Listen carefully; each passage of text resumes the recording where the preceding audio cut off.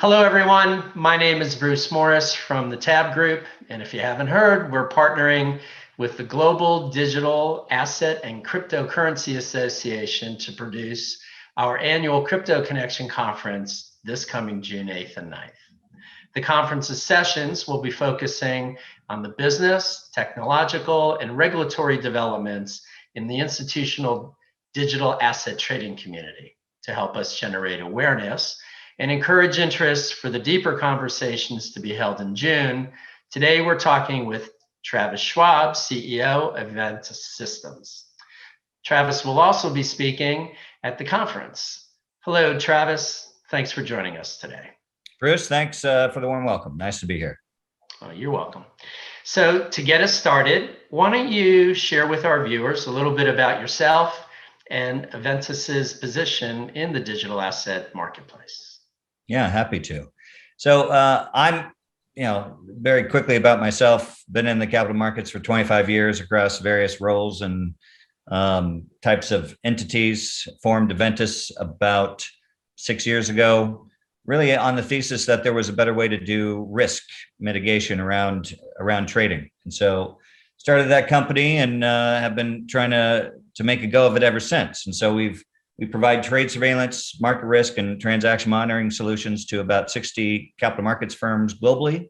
One of the areas that we've really established a firm foothold in over the last 3+ years is around trade surveillance with crypto exchanges. And so we really provide trade surveillance capabilities to some of the world's largest crypto exchanges on the planet. And so it's an area that we have been growing for several years and continue to grow. So very excited about being here today.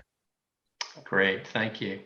So given you'll be participating on our surveillance panel, and given the fact that every jurisdiction approaches crypto regulation in their own way, how do you believe that crypto exchanges should approach surveillance? And does this approach change depending on whether or not the regulatory mandates for surveillance systems are in place?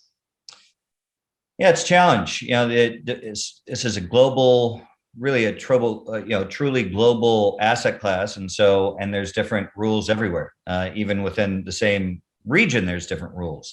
And so what we've seen from our existing clients are a couple different things that they do, or a couple different approaches that they take. First, for those clients that have multiple products, multiple types of products trading on their platform, they take basically the most restrictive most prescriptive approach and apply that everywhere. So for instance, we have clients that trade both the futures of Bitcoin and the OTC aspect, the coin itself.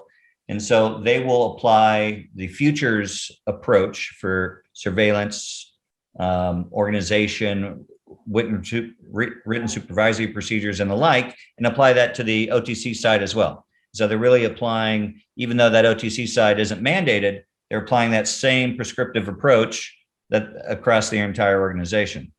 And so I think there is never a problem with going more prescriptive on your programs, whether that's surveillance or oversight, AML, KYC, you name it. And the more you put in place, regardless of mandate, the better you're situated for the world that's coming, right? Institutionalization is necessitated by control, safety, transparency. The investors only come when there's more safety in that asset class, and safety is created by surveillance, transparency, KYC, AML, all those pieces of the infrastructure that have been adopted by the traditional asset classes. And so there's an opportunity for them to take a proactive approach before any mandates get, and it will only help them in the end. Thanks for that. So given the conference is about the institutionalization of digital assets, how do you see the traditional banks and broker dealers thinking about digital assets? You have, just like everything else, adoption is chunky, and depending on where the broker or client is and the kind of interest that's being generated. But there is zero doubt that cryptos, digital assets are really the topic of the day, and have been for a year or two now, and continue to grow in interest. And so our clients are, I would say, in kind of an investigation mode. Some have been early adopters, absolutely. Some are kind of crypto native and obviously have been in this space for years. Others, from the traditional asset classes, are investigating. They're trying to understand. They're trying to see, regulatorily speaking, can they handle these types of asset classes? What kind of infrastructure do they need to be able to handle this asset class? What's their engagement? What they're allowed to do legally? So on and so forth. How it fits within their existing operations. And so there is a lot of interest. I would say the interest is, feverish. But there's still a very cautious investigative approach to make sure that they do it right, and their client safety is tantamount, right? If someone doesn't do this right and they lose their wallet, or their custody isn't done correctly, or anything else, that is a huge reputational hit. And so they have to make sure that these core pieces of infrastructure are in place beforehand. So I think there's a lot of investigation going on. Every single client we have talks to us about the crypto space, and so there's a lot of interest. But it's that adoption cycle is going to be slow, but probably increasing with pace. Well, thanks for sharing your time and insights with us, Travis. Really appreciate your comments here. And hopefully, happy to do so, Bruce. Oh, thanks. Yeah.